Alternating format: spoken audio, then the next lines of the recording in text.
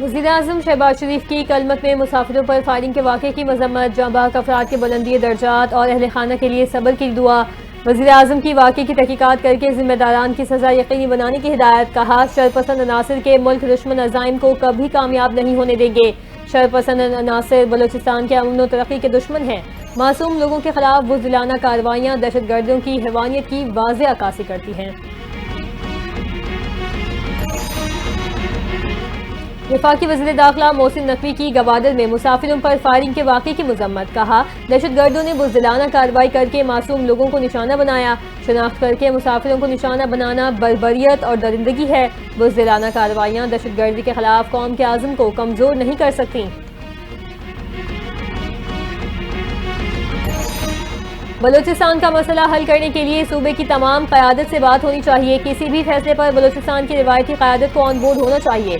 وزیر دفاع خواجہ آصف کی گفتگو، کہتے ہیں دنیا میں ہر جگہ مذاکرات سے ہی معاملات حل ہوتے ہیں، خواہش ہے افغانستان کے ساتھ تعلقات مستحکم رہیں، ان میں کسی قسم کی درار نہ آئے۔ خیبر پختونخوا میں دہشت گردی کے واقعات ہوئے، ان کا ملبہ افغانستان کی سرزمین ہے۔ دہشت گردوں کے عزائم ناکام، 16 روز بعد جعفر ایکسپریس ٹرین سروس بحال، ٹرین وفاقی وزیر امیر مقام کی موجودگی میں پشاور کینٹ ریلوے اسٹیشن سے روانہ، 34 گھنٹے کے سفر کے بعد کل سپہر 5 بجے کوئٹہ پہنچے گی۔ سفر کے لیے 280 مسافروں نے ریزرویشن حاصل کر لی، پشاور سے 28 مسافر روانہ۔ امیر مقام نے کہا، میڈیا سے گفتگو کرتے ہوئے بولے، جعفر ایکسپریس دوبارہ چل پڑی ہے، یہ ملک کی ترقی کا نشان ہے، دہشت گردی کے ناسور کا مقابلہ جاری رکھا جائے گا۔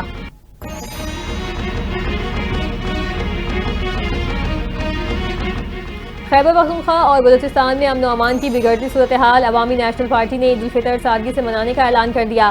مرکزی صدر احمد ولی خان کہتے ہیں کارکن اور ذمہ داران ہجوم والی جگہوں پر جانے سے گریز کریں، غیر ضروری سرگرمیوں سے اجتناب کیا جائے، موجودہ حالات کا تقاضا ہے کہ ہم سادگی کو ترجیح دیں، کارکن عید پر بھی خدمت اور یکجہتی کے مظاہرے کو یقینی بنائیں گے۔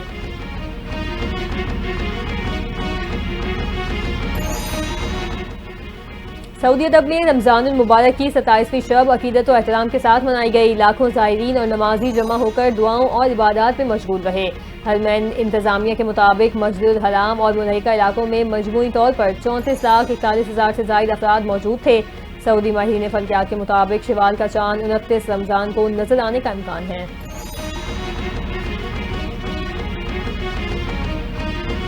غزہ میں اسرائیل کی بربریت جاری، تازہ حملوں میں مزید 13 فلسطینی شہید، جبالیہ میں ڈرون حملے میں حماس رہنما عبداللطیف القانو بھی شہید ہوئے۔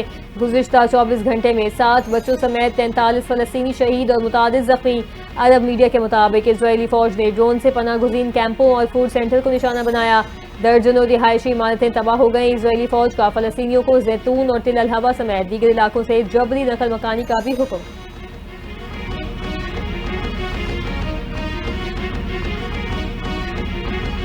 امریکہ کا پاکستان سمیت 8 ممالک کی 70 کمپنیوں پر برآمدی پابندیاں عائد، پاکستان کی 19، چین کی 42 اور متحدہ عرب امارات کی 4 کمپنیاں شامل۔ پابندی کا شکار کمپنیوں میں چین کی معروف کلاؤڈ کمپیوٹنگ اور بگ ڈیٹا سروس فراہم کرنے والی انسپر گروپ کی 6 ذیلی کمپنیاں بھی شامل۔ کامرس ڈپارٹمنٹ کے مطابق امریکی کمپنیوں کو متاثرہ فرمز کے ساتھ کاروبار کرنے سے منع کر دیا، ہم مخالفین کو امریکی ٹیکنالوجی کا استعمال کرنے کی اجازت نہیں دیں گے۔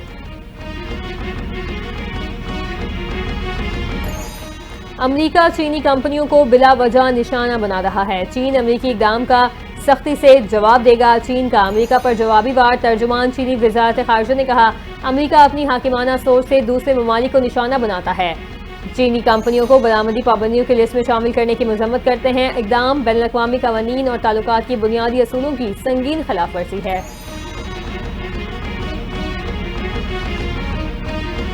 اور New Zealand one day team کے کپتان ٹام لیتھم انجری کے باعث سیریز سے باہر، نیٹ پریکٹس کے دوران ٹام لیتھم کے دائیں ہاتھ میں گیند لگنے سے فریکچر ہو گیا۔ ہنری نکلز ٹام لیتھم کی جگہ اسکواڈ میں شامل، T20 سیریز میں کپتانی کرنے والے مائیکل برسٹل کپتانی جاری رکھیں گے۔ پاکستان اور نیوزی لینڈ کے درمیان پہلا ون ڈے میچ 29 مارچ کو نیپیر میں کھیلا جائے گا۔